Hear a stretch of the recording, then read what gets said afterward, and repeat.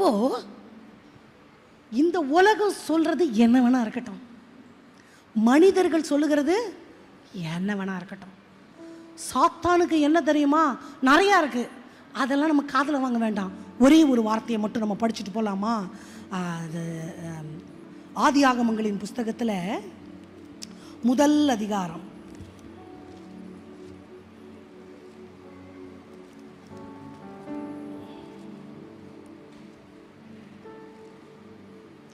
உன் வித்துக்கும் அவள் வித்துக்கும் பகையை உண்டாக்குவேன். 3வது அதிகாரம் 15வது வசனம். ஆதியாகமம் 3:15. உனக்கும் ஸ்திரீக்கும் உன் வித்துக்கும் அவள் வித்துக்கும் பகை உண்டாக்குவேன். ஒரு நிமிஷம், பிசாசுக்கும் பெண்ணுக்கும் பகை எங்க ஆரம்பிச்சிச்சு? ஆதியாகமத்திலே ஆரம்பிச்சிருச்சு. இப்ப வரைக்கும் நான் சொன்னேன், ஆண்டவருக்கு ரொம்ப பிடிச்சவங்க யாரு தானே? அப்போ ஆண்டவருக்கு பிடிச்சவங்க யாருக்கு எதிரி? கரெக்டா கால்குலேஷன்? ஆமாம். அப்போ பிசாசுக்கு ஒருத்தரை பிடிக்காது இந்த உலகத்துலன்னா யாரை தான்? பெண்ணை தான். அதனால பிசாசு என்ன வார்த்தை உங்கள் இருதயத்தில் நெகட்டிவாக விதைச்சாலும் பாசிட்டிவாக பேசுகிறவர் ஆண்டவர். அப்போ நெகட்டிவ் பேச்சு எங்கேருந்து வருது? நீ ஒரு பலவீனம், நீ ஒன்றுக்காகாதவோ, இந்த மாதிரி எண்ணம்லாம் யாரு கொடுக்கறது? சரி, by the way I have a question. ஸ்திரீ பலவீனமானவளா பலமானவளா? அப்புறம் ஏன் பவுல் பலவீனம்னு சொல்லிட்டாரு? எபிரேய ஸ்திரீகள் நல்ல பலம் உள்ளவர்கள் என்று மருத்துவச்சிகள் கண்டார்கள். அந்த பலன் எங்கப்பா போச்சு? பவுல் ரொம்ப அழகா சொல்வார், மனைவியானவள் பலவீன பாண்டம். பெண்ணு ஸ்ட்ராங் தான். பெண்ணு மாதிரி ஒரு ஸ்ட்ராங்கு எதுவுமே இல்லை, பயங்கர ஸ்ட்ராங். ஆனால் மனைவி ஆனதுக்கப்புறம் அவளுக்கு சைக்காலஜிக்கலி இல்லைன்னா ஒரு சென்டிமெண்டலி ஒரு வீக்னஸ் வந்துடுது. அதைத்தான் சொல்கிறாரு. மனைவி ஆன பிறகு தான் விமன் கொஞ்சம் வீக் ஆகுறாங்க. ஆமாம் தானே?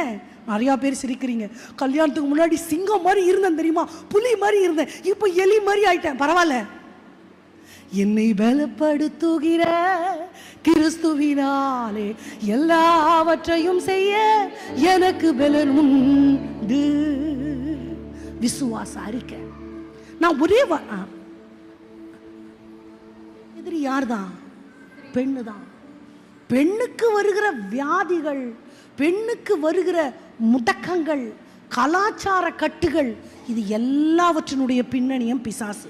சாத்தானின் முதல் எதிரி பெண்ணுன்னு நான் ஒரு செய்தி பேசியிருக்கிறேன். அதில் முழு வரலாறு நான் சொல்லியிருக்கிறேன், பெண்ணுடைய வரலாறு.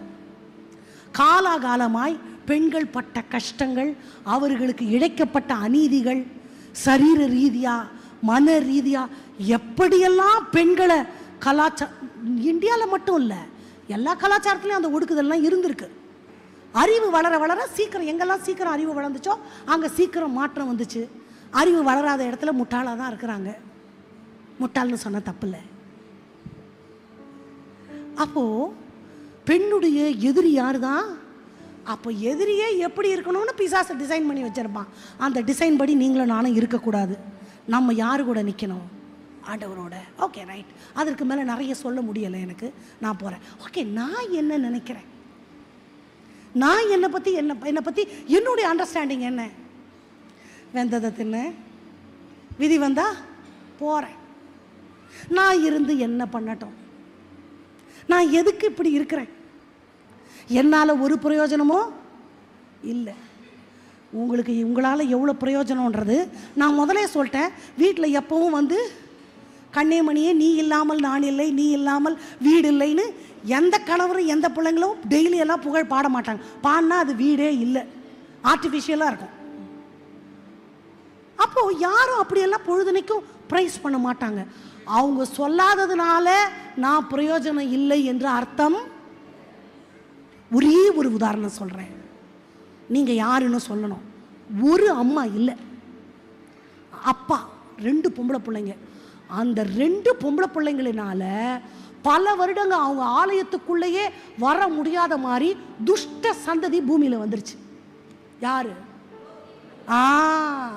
சூப்பர். ஒரு அம்மாவுடைய ஆப்சன்ஸ் புரியுதா உங்களுக்கு? அந்த சந்ததியே அருவருக்கப்படத்தக்க சந்ததி. மோவாபியர், அம்மோனியர்.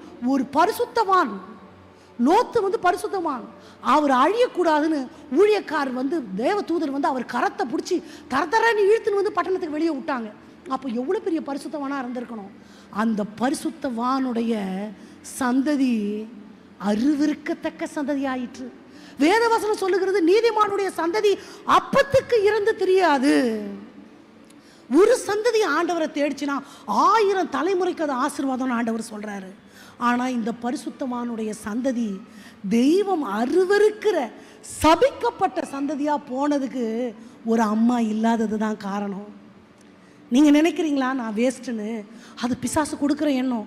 நீங்கள் இல்லைன்னா உங்கள் குடும்பம் இல்லை, நீங்கள் இல்லைன்னா உங்கள் பிள்ளைங்க சோர மார்க்கமாய் போவார்கள், நீங்கள் இல்லைன்னா உங்கள் கணவருக்கு உங்கள் அருமை ஒருவேளை தெரியாமல் இருக்கலாம், இல்லை தெரிஞ்சாலும் அவர் சொல்லாமல் இருக்கலாம், அவர் ஒன்றுமில்லாமல் போய்விடுவார்.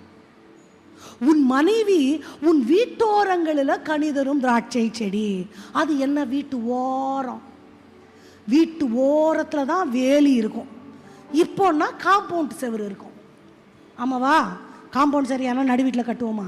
கண்டிப்பாக இல்லை. What does it mean? மனைவி தான் பாதுகாப்பு அந்த குடும்பத்துக்கு. உங்க முழங்கால் தான் உங்க குடும்பத்தை பாதுகாக்கும். வேதத்தை மறுபடியும் 2க்கு வரேன். 2 மனைவி இருந்தாங்க ஒரு தேவ மனுஷனுக்கு. அன்னாள், நிறைய பேர் இருக்கிறாங்க, நான் அன்னாள் பெனினாள் சொல்றேன். யாக்கோபு ரேச்சலும் தான். அன்னாள் பெனினாளுக்கு நான் வரேன். அன்னாள் பெனினாள் 2 பேர் இருந்தாங்க. அன்னாள்னா கிருபை பெற்றவள்னு அர்த்தமா. பெனினாள்னா விலையேற பெற்றவள், விலையேற பெற்ற கல், முத்துன்னு அர்த்தமா. Here I have a question.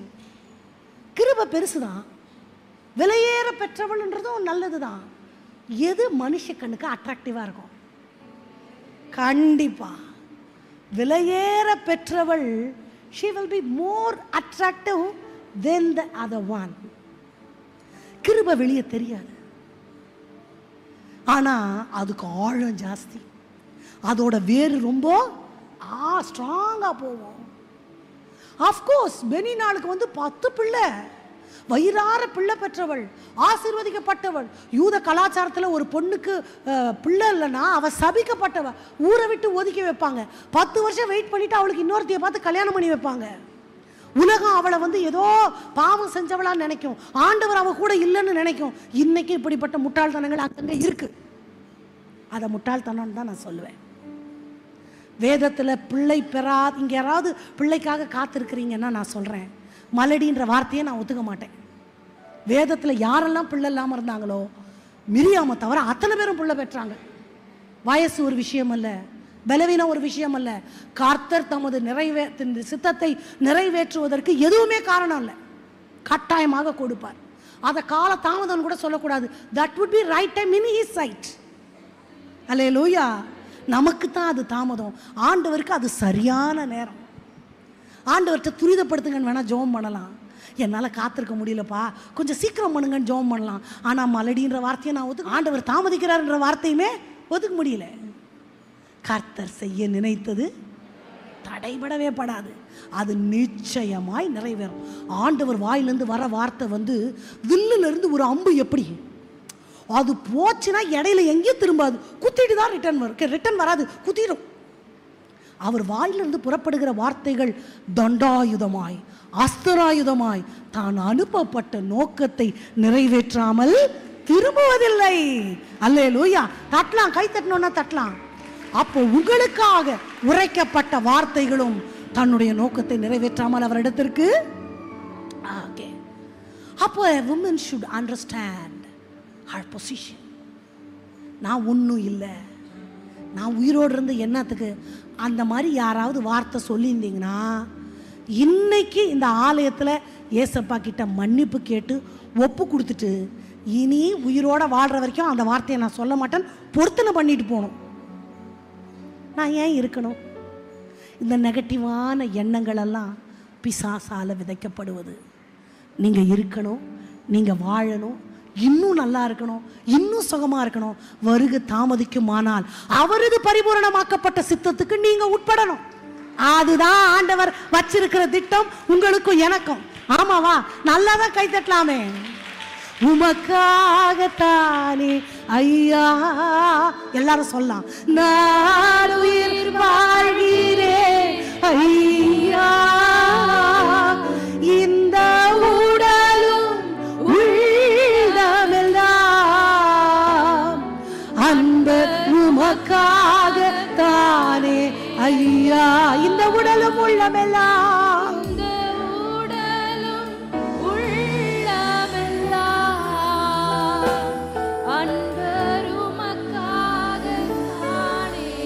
ஐயா.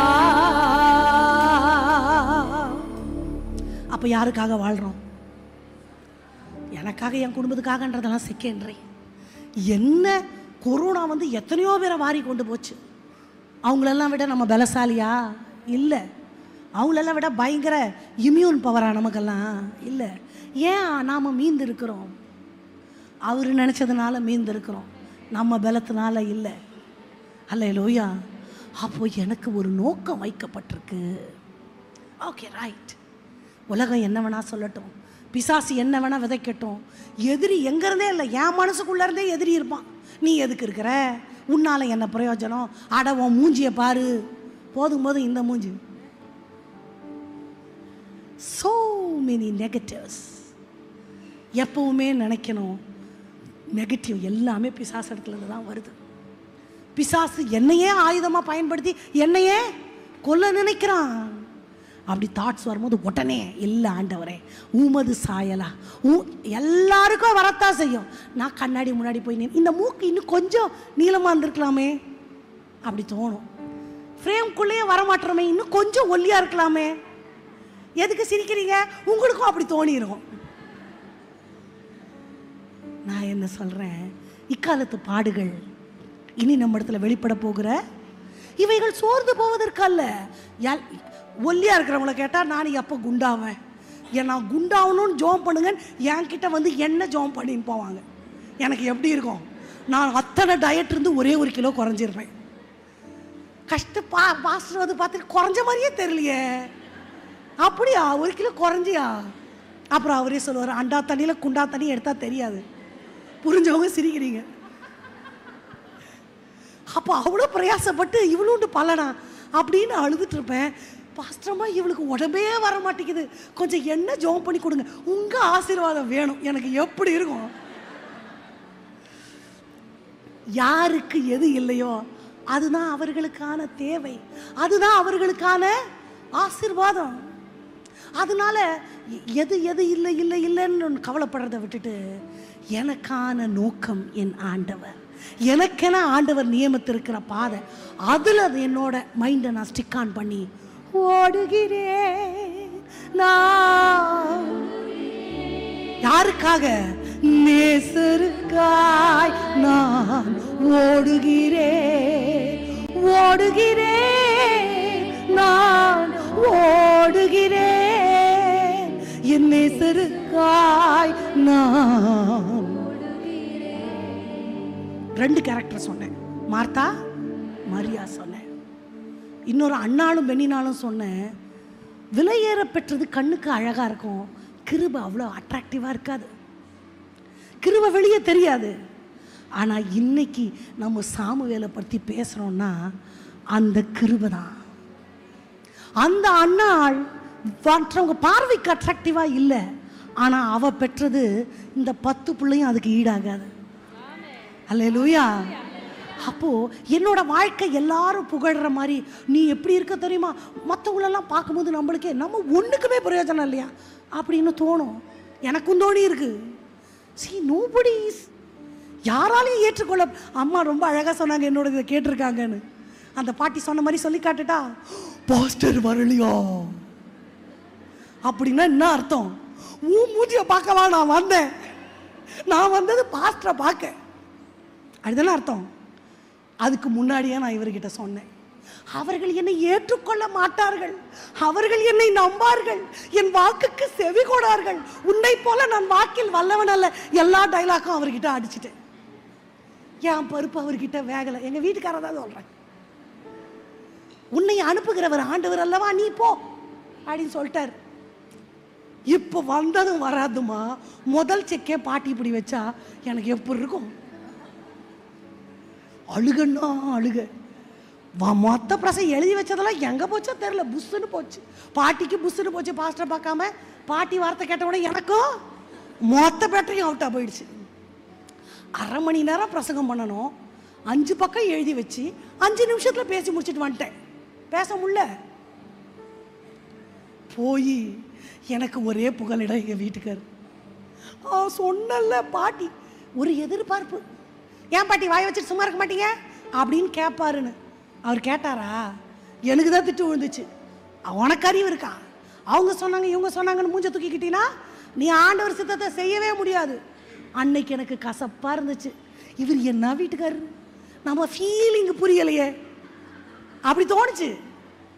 அப்புறம் புரிஞ்சு போச்சு, அவர் கரெக்டாக தான் இருக்கிறாரு. மாற வேண்டியது யார் தான்? நான் தான். ஆண்டவர் பிள்ளைகளுக்கு சொல்கிறேன், ஆண்டவர் சித்தத்தை செய்யணும்னு தீர்மானிக்கும் பொழுது நம்ம மனசே வந்து உனக்கு இதெல்லாம் தேவையானு தோணும்.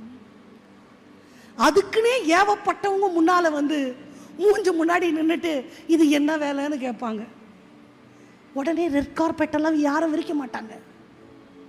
அதுக்காக நான் சோர்ந்து போக வேண்டியதில்லை. நான் என்ன கீழே பண்ணது ஆண்டவர், அவருக்காக நான் போகிறேன். போயிட்டே இருப்பேன் போயிட்டே இருப்பேன் போயிட்டே இருப்பேன். ஒரு நாள் ஆண்டவர் காட்டுவார், திஸ் இஸ் யோர் வே. இதுக்காக தான் நான் உன்னை அழைச்சேன், இதுக்காக தான் உன்னை நியமிச்சிருக்கிறேன், நீ போகிறது சரின்னு அன்னைக்கு ஆண்டவர் சொல்லும் பொழுது இருதயம் நன்றியால் நிறைஞ்சு மாலை மாலையாக கண்ணில் கண்ணீர் வரும். ஹல்லேலூயா. ஏன் இதெல்லாம் சொல்கிறேன்னா, உங்களுக்கும் எனக்கும் ரெண்டு சொன்னேன் இல்லையா? என்னென்ன சொன்னேன்? மார்த்தாள் மரியாள் சொன்னேன், அண்ணா பெனினாள் சொன்னேன், தெரிந்து கொள்ளுதலும் புரிந்து கொள்ளுதலும் சொன்னேன். அதே மாதிரி 2 கதை சொல்லுவேன்னு சொன்னேன்ல. கதை பிடிக்கும்ல, 2 கதை சொல்கிறேன். கதை 1, சர்க்கஸ் பார்த்துருக்கோம் இல்லையா? சர்க்கஸில் நம்மளுக்கு ரொம்ப பிடிச்ச மிருகம் எதுன்னா யானை. யானையை நம்ம எல்லாருக்குமே ரொம்ப பிடிக்கும். ஏன்னா ரொம்ப பெருசாக இருக்கும், அது பண்ணுறது எல்லாமே வினோதமாக இருக்கும். 100 தடவை யானையை பார்த்தாலும் 101ஆவது தடவை வாசலில் யானை வந்துச்சுன்னா போய் எட்டி பார்ப்போம். ஆமாவா? நம்மளுக்கு ஒரு க்யூரியஸ். அந்த யானையை மற்ற விலங்குகளை பிடிக்கிற மாதிரி வலை போட்டு பிடிக்க முடியாது. வலை போடுற சைஸ்லையா இருக்குது, வலையெல்லாம் போட முடியாது. என்ன பண்ணுவாங்கன்னா, அந்த யானையை விட பெரிய குழி வெட்டிடுவாங்க. அந்த யானை மாதிரி இன்னொரு மடங்கு குழி, அது மேலே பச்சை இலைகளை போட்டு வைப்பாங்க, சின்ன சின்ன குச்சிகளை வச்சு. இந்த பச்சை இலையை பார்த்த உடனே ஆசையாக அது வந்து அதில் காலை வைக்கும் பாருங்க, தொடக்குன்னு உள்ளே விழுந்துடும்.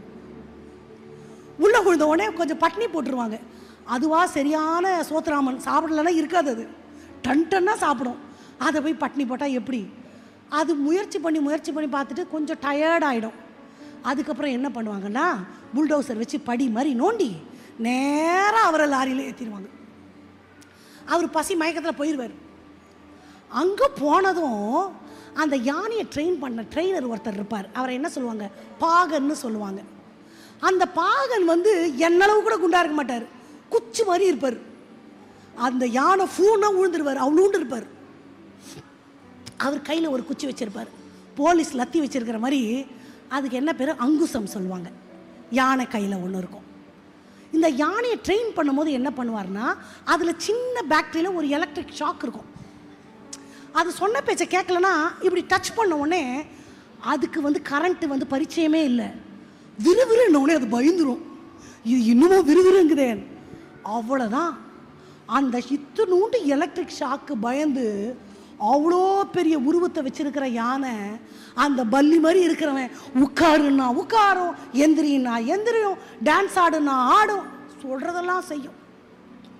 இதை எப்படி டான்ஸுக்கு பழக்குவாங்கன்னா, அந்த பெரிய தகரத்துக்கு கீழே கொஞ்சம் கொஞ்சமாக நெருப்பை இன்க்ரீஸ் பண்ணுவாங்க, ஒரு மியூசிக்கை போட்டு விட்ருவாங்க. இது என்ன பண்ணும்? சூட்டுக்கு 4 காலையை மாற்றி மாற்றி வைக்கும். அப்போ மியூசிக்கு டான்ஸும் நம்ம எல்லாம் கை தட்டுவோம். குறிப்பிட்ட நாள் இதை பண்ணிவிட்டு ஸ்டிக் ஆன் பண்ணிகிட்டே வாங்க. இந்த கதைக்கு நமக்கு நிறைய சம்மந்தம் இருக்குது. நம்ம எல்லாரும் குட்டி யானைங்க இப்போ சொல்கிறேன் அசைஞ்சுக்கிட்டே இருக்கும். ஒரு காலகட்டம் வந்தவொடனே நெருப்பே போட வேண்டாம், கீழே வெறும் தரையில் வச்சு மியூசிக் போட்டாலே ஆடுவார் தலைவர். அப்புறம் அந்த குச்சியில் வந்து கரண்ட்டே தேவையில்லை, சும்மா குச்சி நீட்டினாலே அது பயந்துக்கிட்டு சொல்கிறதெல்லாம் செய்யும். அந்த யானையினுடைய பலம் என்ன? இப்போ நீங்கள் சொல்லுங்க. எவ்வளோ பெரிய மரத்தை கூட முறிச்சு வீசிடும். நம்ம குடும்பமாக உட்காந்துட்டு போகிற காரை டாய் கார் மாதிரி எடுத்து தூக்கி போட்டுருவார். காட்டுக்கு ராஜா சிங்கம் கூட யானையை நேருக்கு நேர் போய் மோத முடியாது. யானை மிதிச்சா சிங்கம் செத்துரும். பின்பக்கமாக போய் அது மேலே ஏறி மண்டையில் அடித்து தான் அது வேட்டையாடும். யானையினுடைய பலம் மிகப்பெரியது.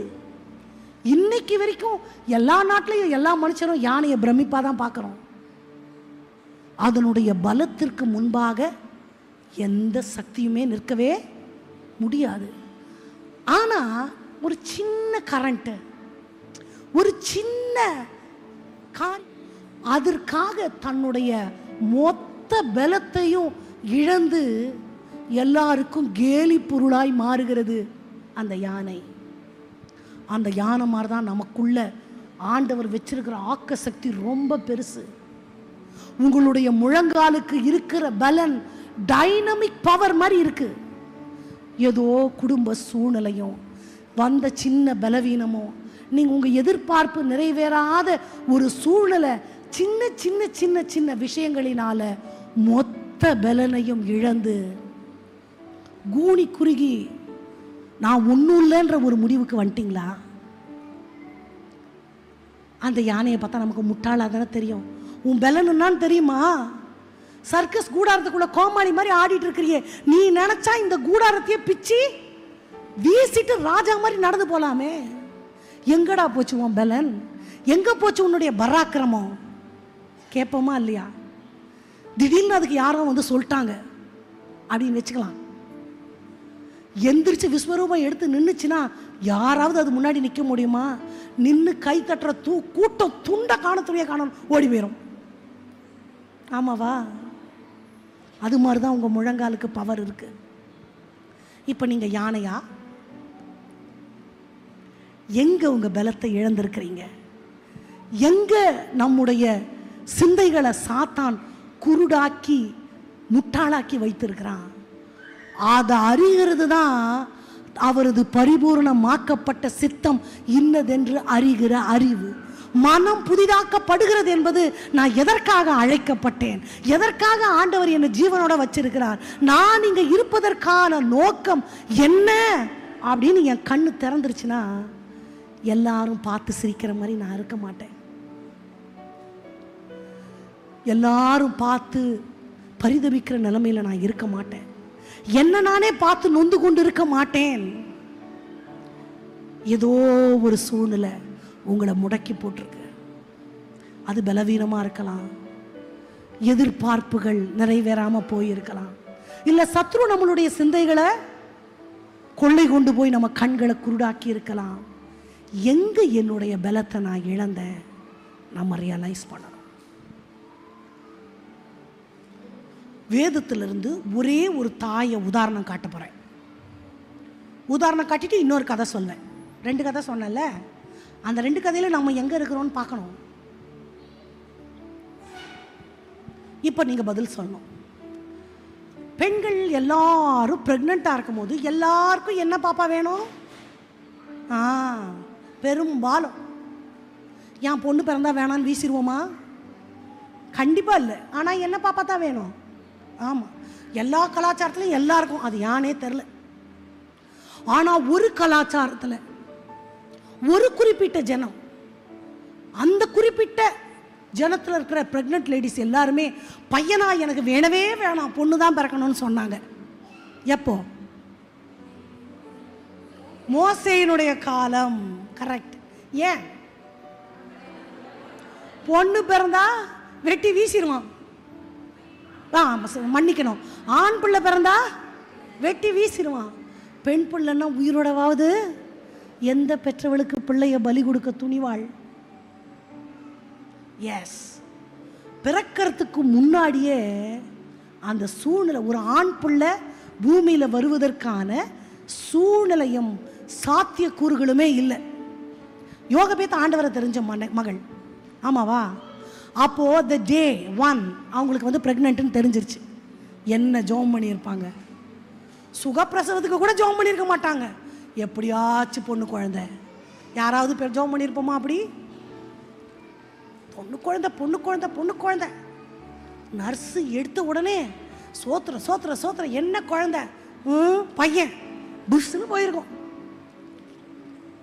யெகோவா தேவனே, 9 மாசம் நான் பண்ண ஜெபம் ஏன் மௌனமா இருந்தி? நான் ஒரு நாள் விடாம பண்ண ஜெபம் உங்க காதுல விழலையா? எல்லா பிள்ளையும் வெட்டி வீசுற மாதிரி என் பிள்ளைய வெட்டி நைல் நதியில் இருக்கிற முதலைக்கு காவு கொடுக்கணுமா? அதுக்கு தான் என் வயிற்றுல புள்ள கொடுத்தீங்களா? ஆண்டவரை கேள்வி கேட்டிருக்கணும்ல. எதிர்மறையான சூழ்நிலைகளிலும் கூட தரிசன கண்களை நிலையாய் கிறிஸ்துவின் மேல வைத்தவள் அந்த யோகபேத். பிள்ளைக்கு உயிருக்கே உத்தரவாதம் இல்ல. இந்த அம்மா பிள்ளைய வளர்க்கறதுக்கு ஸ்கெட்ச் போடுறாங்க. எப்படி? தண்ணியில விடுவாங்களாமா, அது காத்துல அடிச்சுட்டு போகுமாமா. கோயம்புத்தூர் பாஷையில சொன்னா அது தண்ணியில போற குழந்தைக்கு ஏதாவது கேரண்டி இருக்கா? இப்படிதான் போகணும், காத்து இப்படிதான் அடிக்கணும், பிளான் போடுறாங்க. பெரிய இன்ஜினியர் மாதிரி அந்த அவங்க கையில படும். இது கற்பனையில கோட்டை கட்டுற மாதிரி எனக்கு தோணுச்சு. எல்லாரும் பிள்ளை பெக்கிற மாதிரி அந்த அம்மா பெக்கல. சூழ்நிலை எல்லாம் எதிர்மறையா இருந்தாலும் பயங்கரமான such a women of positive. இப்படித்தான் இது எல்லாம் மற்றவங்க பார்வைக்கு காமெடியா தெரியும். ஆனா நடந்துச்சா இல்லையா? அவங்க போட்ட மாதிரி அந்த குழந்தைய 3 மாசம் வச்சுட்டு அனுப்புறாங்க. தண்ணியில தான் விட்டாங்க. ஆனா இவங்க எப்படி பிளான் பண்ணாங்களோ அப்படி போய் கிடைச்சிச்சு. அரண்மனையில வளர்க்கப்பட்டான். உங்களுக்கு இந்த கதை தெரியுன்றதுனால நான் சுருக்கமா சொல்றேன். இந்த அம்மாக்குள்ள தரிசனம் ஒரு ஆண் பிள்ளைய பெறறதுக்கே சாத்தியக்கூறு இல்லை. எவ்வளோ ஜெபம் பண்ணிட்டாங்க, ஜெபத்தை ஆண்டவர் கேட்கல, பிறந்துருச்சு. புலம்பவே இல்லை, புலம்பவே இல்லை. she started planning. எந்த நைல் நதியில நீ வெட்டி வெட்டி வீசுறியோ அந்த நதியில என் பையன் மிதப்பான். எந்த சிங்காசனத்துல ஆண் பிள்ளைய வெட்டி வீசுன்னு நீ சொன்னியோ அந்த சிங்காசனத்துல அவன் உட்கார்ந்து ஆளுக செய்வான். அல்லேலூயா. நான் கேட்கிறேன், எனக்கு தரிசனம் நான் நியமிக்கிறதுக்கு எனக்கு பாசிட்டிவா சூழ்நிலை வேணும்னு அவசியம் இல்லை. சூழ்நிலை எல்லாம் எதிரானதோ, சுற்றத்தார் உன்னில் பகையானாரோ. சூழ்நிலை எல்லாம் எதிரானதோ, சுற்றத்தார் உன்னில் பகையானாரோ. வல்லவர் உனக்குள்ளே இருக்கிறார், வலக்கரம் தாங்குவார் கலங்காதே, வலக்கரம் தாங்குவார் கலங்காதே. உனக்குள்ளே இருக்கின்ற உன்னேசு என்றும் பெரியவர். கரங்களை தட்டி, இருக்கின்ற என் இயேசு என் மதுரமான வாழ்வு, மறியாததும் எனக்கு எட்டாததுமான பெரிய செய்திடுவார். அறியாததும் எனக்கு எட்டாததுமான பெரிய மதுரமான வாழ்வு கசப்பானதோ, மதுரமான வாழ்வு கசப்பானதோ. ஒளி வரும் நேரம் இருளானதோ, மதுரமான வாழ்வு கசப்பானதோ. ஒளி வரும் நேரம் இருளானதோ, ஜீவனுள்ள தேவன் இருக்கின்றார், யாவையும் செய்வார் கலங்காதே, யாவையும் செய்வார் கலங்காதே. எனக்குள்ளே இருக்கின்ற என் இயேசு என்றும் பெரியவரே, எனக்குள்ளே இருக்கின்ற என் இயேசு என்றும் பெரியவரே. அந்த பெரிய தெய்வத்திற்கு ஒரே ஒரு தடவை சத்தமா அல்லேலூயா சொல்லலாமா? இன்னும் கொஞ்சம் சத்தமா? சூப்பர். Okay, right. அப்போ எனக்குள்ள வைக்கப்பட்டிருக்கிற தரிசனம் அப்படிங்கிறது சூழ்நிலை, மனுஷன், சாத்தான், பக்கத்துல இருக்கிறவங்க, இவங்க அதுக்கு நல்ல உதாரணம் யார் சொன்னேன்? யோகபேத் சொன்னேன். ஆண்டவர் ஜெபத்துல கேட்கலனா கூட தரிசனம் ஆஃப் ஆகாது. எப்படி? நமக்கு ஒரு ஜெபத்தை ஆண்டவர் கேட்கலன்னு வைங்களேன், ஐயோ என்னை கைவிட்டுட்டீரா, என்னை மறந்துட்டீரா, உமது திருமுகத்தை எனக்கு மறைத்தீரோ, இனி நான் எதுக்கு வாழணும்னு கோச்சுக்கிறோம். பரிசுத்தவான்களுக்கு ஆண்டவர் தருகிற பெரிய பரிசு கேட்கப்படாத ஜெபங்கள். புரியுதா? யாருக்கெல்லாம் இன்னும் ஜெபம் கேட்கப்படலை? என்னோட எல்லா ஜெபத்தையும் ஆண்டவர் கேட்டாரா? புரிஞ்சவங்களுக்கு தான் பதில் சொல்ல முடியும். உங்களுடைய எல்லா ஜெபங்களும் கேட்கப்பட்டதா? இன்னும் எனக்கு ஆண்டவர் ஜெபம் கேட்கணும்னு சொல்கிறவங்க கை தூக்குங்க. எனக்கெல்லாம் நிறையா ஜெபம் இருக்குது. கேட்கப்படாத ஜெபங்களெல்லாம் எனக்கு கொடுக்கப்பட்ட கிஃப்ட். ஏன் தெரியுமா? பின்னானவைகளை எல்லாம் கடந்து இதை தாண்டி நான் ஆண்டவரை பார்க்குறேன் பார்த்தீங்களா, அதுதான் உண்மையான தேவ தேடல். அதுதான் இருதயத்திலேருந்து தேடுகிற தேடல். அது தேவைகளுக்காகலாம் இல்லை, கொடுத்தாலும் கொடுக்காட்டாலும், எங்களை ஆண்டவர் காப்பாற்றினாலும் காப்பாற்றா விட்டாலும், இந்த நெருப்புக்கு எங்களை ஆண்டவர் விலக்கலனாலும் அவரை நான் மறுதலிக்கவெல்லாம் மாட்டேன். அல்லேலூயா. அதுதான் இப்போ எதிர்மறையான சூழ்நிலைகளில் கூட தரிசனம் வந்து என்ன பண்ணாது?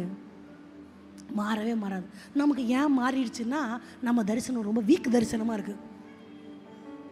ஆசரிப்பு கூடாரத்தில் ஒரு விளக்கு தண்டில் நெருப்பு என்ன பண்ணும்? எரிஞ்சுக்கிட்டே இருக்கும். எண்ணெய் காலியாச்சுன்னா ஊற்றணும், எண்ணெய் காலியாச்சுன்னா ஊற்றணும். ஆக கூடி 24/7 அது. அந்த மாதிரி தான் இந்த தரிசனம். உலகத்தால், மனிதனால, சத்துருவால, பலவீனங்களினால, சூழ்நிலைகளினால அவிக்கவே முடியாத ஒரு தரிசன தீ உங்களுக்குள்ள ஏற்கனவே இருக்கு. இப்போ கொஞ்சம் சோர்ந்து போகுது. அதுக்கெல்லாம் எண்ணெய் ஊற்றுறதுக்கு தான் நாங்கள்லாம் இருக்கிறோம். அனல் மூட்டி எரிய விடு, அயல் மொழியில் மைனர் பலமா தினம் பேசு, உனக்கு கிடைத்த இறைவனின் கொடையை கொழுந்து விட்டு எரிய செய் மகளே. எனக்குள்ள அவியாத அக்கினியா ஒன்று ஆண்டவர் கொடுத்துருக்கிறார்.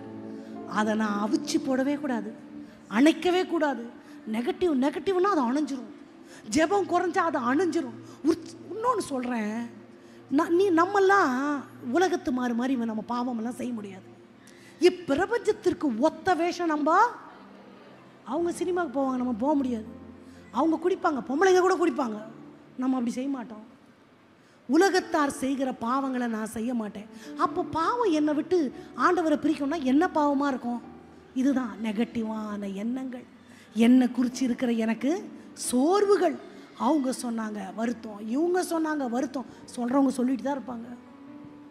நான் ஆண்டவரை பார்த்து எனக்குள்ள வைத்திருக்கிற அந்த தரிசனத்தை எடுத்து ஆண்டவரை மட்டும் பார்த்து பார்த்து பார்த்து ஓடிக்கொண்டே ஓடிக்கொண்டே ஓடிக்கொண்டே இருப்பதற்காக அழைக்கப்பட்டவர்கள். அல்லேலூயா. ஒரு கதை சொன்னல, இன்னொரு கதை சொல்கிறேன். இன்னொரு கதை சொல்லி நம்ம முடிக்க போகிறோம். குதிரை பிடிக்கும்ல, ஒரே ஜூவாக இருக்குதே. யானை வந்துச்சு, அடுத்து குதிரை வருது. குதிரையும் நமக்கு பிடிக்கும். குதிரைன்னா யுத்தத்தில் முன்னாடி நிற்கும். ஏசப்பா வெள்ளை குதிரையில் ஏறி வருவார்ன்றதுனால வெள்ளை குதிரையை பார்த்தா இன்னும் கொஞ்சம் நேரம் பார்க்கலான்னு எனக்கு தோணும். அப்போ அரேபியன் ஹார்ஸ் அது வந்து ரொம்ப ஃபேமஸான ஹார்ஸ். பயங்கர உயரம், நம்மளால் ஏறவே முடியாது. அதோட உடம்பு அப்படி வளம் பயங்கரத்துவம். அதோடைய அந்த கழுத்தில் இருக்கிற முடி, பிடரியில் இருக்கிற அந்த முடி, அதோட வால் அப்படியே வெள்ளை வெள்ளை ஷைனிங்காக அவ்வளோ அழகாக இருக்குமாமா. யுத்தத்தில் அந்த அந்த தரைப்படை யூஸ் பண்ணுவாங்க இல்லையா, குதிரைப்படை. அதில் அந்த குதிரைகளை பழக்க வைக்கிறதுக்கு இந்த ஒயிட் அரேபியன் ஹார்ஸ் தான் முன்னாடி நிற்குமா. பேண்ட் அடித்த உடனே லெஃப்ட் ரைட் லெஃப்ட் ரைட், அந்த பேண்ட் அடிக்கும் போது எல்லாருடைய இருதயம் பக்கு பக்குன்னு அடிக்குமா. இது வந்து அந்த வாலையும் அந்த கூந்தலையும் ஆட்டிக்கிட்டு அது லெஃப்ட் ரைட் போடுறத பார்க்க 2 கண்ணு பத்தாதான், அவ்வளோ அழகாக இருக்குமா. அது வந்து அப்படி வந்து ராஜாத்தி மாதிரி நிற்குமா முன்னாடி. எல்லா குதிரைகளும் அதை ஃபாலோ பண்ணுவாங்களாம். அது முகத்தை அது வைக்கிற பாவனையும் அதை பார்த்து ரசிக்காதவர்களே இல்லை. யுத்தத்தில் அதுதான் முன்னாடி போகும். பல லட்சம் மதிப்புள்ள அரேபியன் ஹார்ஸ் யுத்தத்துக்கு பழக்க வித்தார்கள். அதுதான் முன்னாடி போச்சு. ஆனால் கரெக்டாக குண்டடி காலில் பட்டுருச்சு. எலும்பு சுக்கு நூறா சிதறப்பட்டுருச்சு. பரிதாபமாக ரத்த வெள்ளத்தில் விழுந்து விட்டது. அப்புறம் ஆர்மியில் உள்ள டாக்டர்ஸ் எடுத்து ட்ரீட்மெண்ட் பண்ணாங்க. ஆனால் அந்த கால் ஷேப் மாதிரி ஊனமாயிருச்சு. இது முன்னாடி நின்று லெஃப்ட் ரைட்டு அப்படி ராஜ நட போடுற குதிரை. இந்த தாங்கி தாங்கி நடக்கும்போது அதால் லெஃப்ட் ரைட் போட முடியலை. சரியான சாப்பாடு இல்லை, வனப்பமான அது சரீரம் இளைத்து மெலிந்து போனது. இனி இது யுத்தத்துக்கு லாய்க்கு படாதுன்ட்டு அதை ஏலத்தில் விட்டாங்க. உண்மை கதை. ஏலத்தில் ஒரு சேட்டு அதை அடிமாட்டு விலைக்கு எடுத்துட்டான். நொண்டி குதிரையை வச்சுக்கிட்டு என்ன பண்ண முடியும்?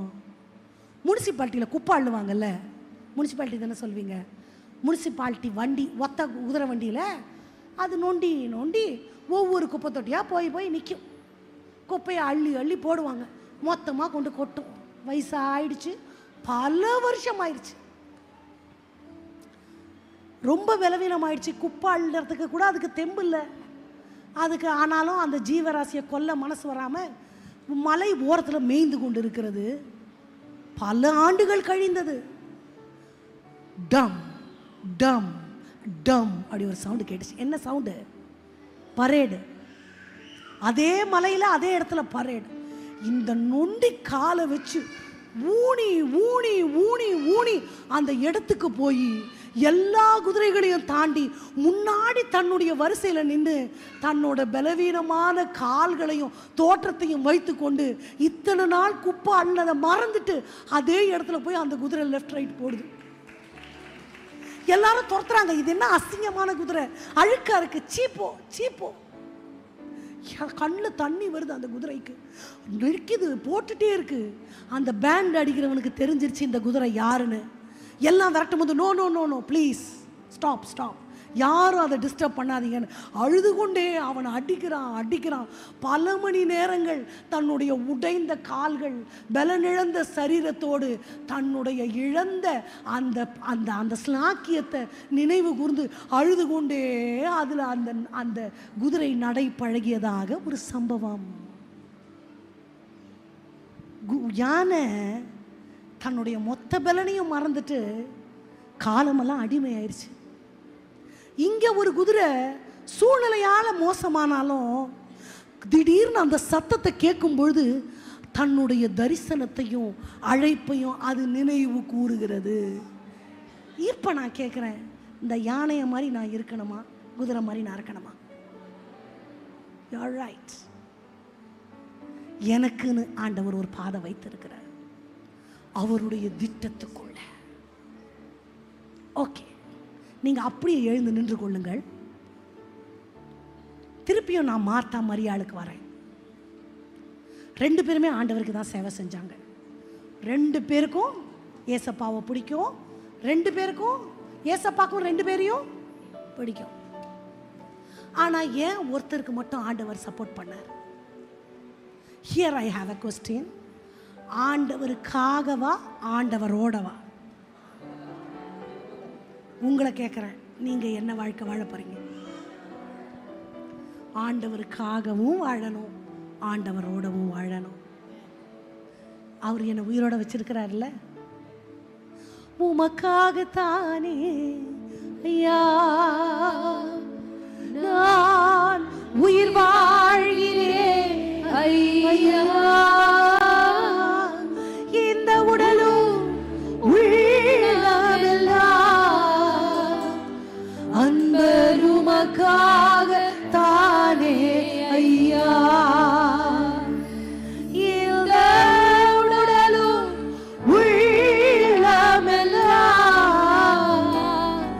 அன்பருமக்காக தானே ஐயா. கண்களை திறந்து என்னை பார்க்கலாம். இவ்வளோ நாள் நான் யாருக்காக வாழ்ந்தேன்? குடும்பத்துக்காகவா, எனக்காகவா, கணவருக்காக, பிள்ளைகளுக்காக? கவர்மெண்ட் சர்வெண்ட்டாக இருந்தால் கவர்மெண்ட்டுக்கு தான் உழைச்சிருக்கணும். இப்போ ஒரு வாழ்க்கை, இனி உள்ள காலம் ஆண்டவருக்காக நம்ம சிலது செஞ்சிருக்கலாம். ஆண்டவரோட எந்த அளவு நான் நடந்திருக்கேன். இல்லை எதுவுமே செய்யலைன்னா ஆண்டவருக்காகவும் செய்யணும். என்ன செய்ய போறேன், எனக்குன்னு ஆண்டவர் என்ன நியமிச்சிருக்கிறார். வயசு ஒரு விஷயம் இல்லை, தரிசனத்துக்கு பலவீனம் ஒரு காரணம் கிடையாது. எனக்கு தெரியாதுன்றதெல்லாம் காரணமே கிடையாது. ஏசப்பாவுக்கு எபிலிட்டி தேவையில்லை, அவைலபிலிட்டி தான் தேவை. Stop negatives. நான் வேஸ்ட்டு, நான் ஒரு அப்பிரயோஜனம், நான் பலவீனம், ஒர்த் ஃபார் நத்திங், இந்த எண்ணத்தெல்லாம் தூக்கி போட்டுருங்க. யார் என்ன வேணா சொல்லட்டும், நான் விலையேற பெற்றவள். ஆண்டவருடைய பார்வையில் எனக்காக ஆண்டவர் வைத்திருக்கிற திட்டம், தீர்மானம் ரொம்ப பெருசு. மறுபடியும் அந்த குதிரையை நான் சொல்கிறேன், நட போச்சு, அதோட கேலிபர் ஸ்ப்ளெண்டர்ஸ் எல்லாமே போச்சு. காலத்தினால, கலாச்சாரத்தினால, பலவீனத்தினால, சத்துரு விதைத்த விதைகளினால சிறுமையடைந்து போகலாம். ஆனா எக்கால சத்தம் கேட்கும் போது எப்படி எழுந்திருப்போமோ அந்த மாதிரி ஆண்டவருடைய எச்சரிப்பு வரும் பொழுது இருதயங்கள் கைத்தட்டலாம். இருதயங்கள் தேவனுக்கு நேராக்கப்பட வேண்டும் என்பது தெய்வத்தினுடைய சித்தம். அந்த குதிரைக்கு தெரிஞ்சிருச்சு, நான் குப்பை அள்ளுறதுக்கு கடவுள் என்னை வைக்கல. கால் உடைஞ்சது உண்மை, நான் என் சரீரத்தெல்லாம் அலங்கோலமாக்கப்பட்டது உண்மை, வயசாயிருச்சு தான். ஆனால் நான் இருக்க வேண்டிய இடம் இது இல்லை, இது இல்லை. எனக்குன்னு ஆண்டவர் ஒன்று நியமிச்சிருக்கிறார், அதை நோக்கி நான் போவேன். Nobody can stop me. நிறைய திறமை உள்ள சகோதரிகள் இருக்கிறீங்க. நிறைய பேருக்கு ஆண்டவர் ஜெப வரத்தை கொடுத்துருக்கிறார். நிறைய பேருக்கு ஆண்டவர் ஆராதிக்கிற வரத்தை கொடுத்துருக்கிறார். நிறைய பேர் மேல பணிவிடையின் அபிஷேகம், நிறைய பேர் மேல தீர்க்க தரிசனத்தின் ஆவி, நிறைய பேர் மேல பற்பல பாஷைகளை பேசுகிற வரங்கள் இப்போ இல்ல, ஏற்கனவே ஆண்டவர் கொடுத்திருக்கிறார். இன்னைக்கு ஏசப்பாட்ட பொருத்தனை பண்ணுங்க. உமக்காக நான் ஓடுவேன், உம்மோடு வாழ்வேன். இதுல நான் செலக்ட் பண்ண சொல்லல, ரெண்டையுமே செய்யுங்க. எனக்குள்ள அருளப்பட்ட அந்த ஆவி கர்த்தர் அருளின தீபம். இந்த காரிருள், உலக பிரகாரமான காரியங்கள் எல்லாவற்றையும் கடந்து தேவனுக்கு நேராய் ஓடுவதற்கென ஒரு அழைப்பு என் சிரசின் மேல இருக்கின்றவங்க எல்லாம் தங்களுடைய சிரசின் மேல கை வச்சு கொள்ளுங்க. கலாச்சார கட்டுகள், சத்துரு விதைத்த எல்லா விதைகள், உலகம் சுகலகத்தினால சூட்டப்பட்ட பழிகள் இயேசுவின் நாமத்துல எங்க சரீரங்களை விட்டு, எங்க சிந்தைகளை விட்டு மாறட்டும் என்று கட்டளை கொடுக்கிறப்பா.